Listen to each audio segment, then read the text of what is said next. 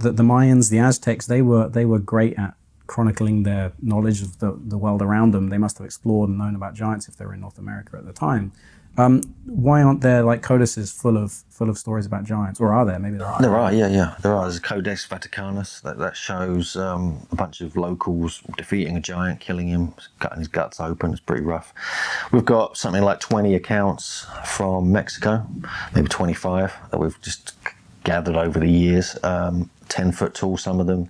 There's legends of the Quinametsin. These are, or the Quinines. These are like a race of giants who existed in one of the earlier phases before the Olmecs, and the Olmecs in some traditions were the ones who defeated them and actually took over the land.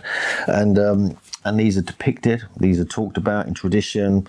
Cholula and Teotihuacan were built by a race of giants. The Quinametsins were the builders and the architects. And so you have that in the very northern part, almost at the US border, you have the area of the Sonora Desert. And you have the Yaqui tribe, which is, I think, Carlos Castaneda and all that. But there's other tribes up there who, and it was reported by someone called Paxton, I forget the surname, in late 1800s, early 1900s, where they found these mummified remains of 7 to 8 foot tall skeletons reported on by he was part of the Smithsonian.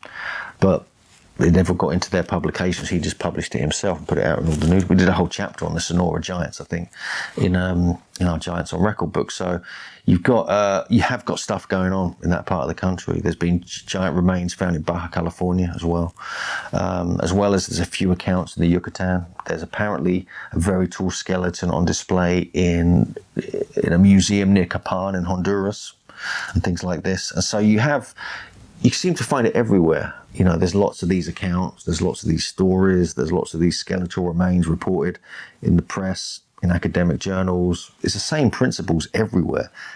And so it is there as well. And so I don't know about them going into North America and writing or talking about stuff like that, but I think one of the most compelling the way of looking at it is these early explorers going in, and actually witnessing them and writing about them and experiencing them. I mean, there's a story even of them trying to sort of kidnap, I think, some giants and bring them back to Britain or Europe, but they died on the way back. And why didn't they keep the bones?